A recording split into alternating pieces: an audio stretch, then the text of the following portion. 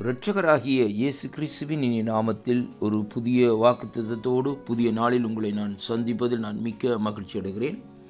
இன்றைய நாளிலும் 17ஆம் தேதி 6வது மாதம் 2025ஆம் ஆண்டு செவ்வாய்க்கிழமை இந்த காலை வேளையிலும் ஆண்டவர் நமக்கு கொடுக்கிற ஒரு அருமையான ஒரு வாக்குத்தத்தம் என்னவென்றால், தானியேலின் தீர்க்க தரிசன புஸ்தகம் 9வது அதிகாரம் 23வது வசனம். கர்த்தருடைய வார்த்தை சொல்லுகிறது, நீ மிகவும் பிரியமானவன், ஆதலால் நீ வேண்டிக் கொள்ள தொடங்கின போது கட்டளை வெளிப்பட்டது, நான் அதை அறிவிக்க வந்தேன்.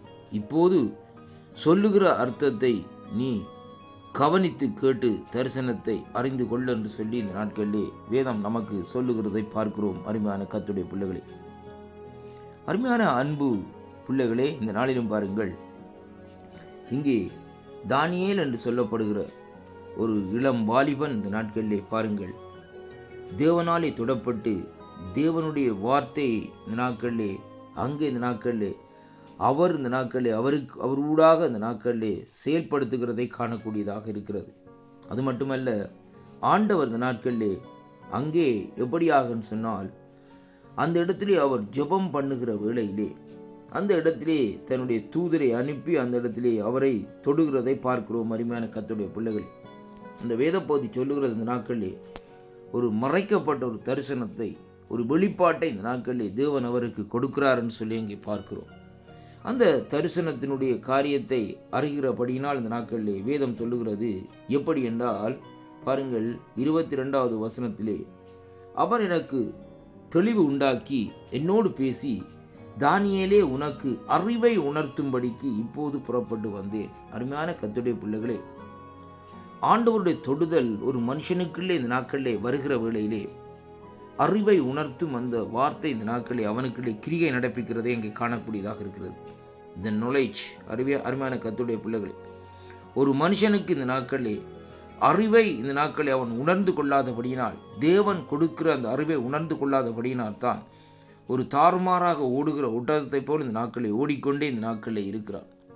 அப்படியானால் அந்த அறிவை நாங்கள் அறிந்து உணர்ந்து கொள்ளுவோமா இருந்தால் இந்த நாட்களிலே தேவனுடைய சித்தத்தை இந்த நாட்களிலே அங்கே நிறைவேற்ற வல்லவர்களாக இந்த நாட்களில் இருப்போம். பாருங்கள், இந்த தூதன் அந்த இடத்திலே அவருக்கு சொல்லுகிறார், அந்த நாட்களிலே உனக்கு அறிவை உணர்த்தும்படி இப்போது புறப்பட்டு வந்தேன். நீ பிரியமானவன், அது மட்டுமல்ல, நீ வேண்டிக் கொள்ள தொடங்கின போதே கட்டளை வெளிப்பட்டது, அதை அறிவிக்கும்படியாக வந்தேன். ஏனென்றால் நாங்கள் சில வேளைகளில் ஜெபம் பண்ணுகிற வேளையிலே அந்த ஜெபத்துக்கு எங்களுக்கு பதில் கிடைக்கவில்லை என்று ஒரு குழப்பத்தோடு இந்த நாட்களில் இருக்கிறோம். அருமையான கர்த்தருடைய பிள்ளைகளே, அப்படி அல்ல. நாங்கள் ஒரு பாரப்பட்டு ஊக்கமாக எந்த இடத்துல ஒரு ஜெபத்தை ஏறெடுக்கிறோமோ அந்த இடத்தை கேட்பதற்காக தேவனால் நமக்கு நியமிக்கப்பட்ட தூதர்கள் அந்த தூப கலசத்தில் அந்த ஜெபங்களை ஏறெடுத்து செல்லுவார்கள். கர்த்தருடைய பிள்ளைகளே, ஜெபம் என்று சொல்லப்படுகிற காரியம் இந்த நாட்களில் ஒரு சாதாரண காரியம் அல்ல.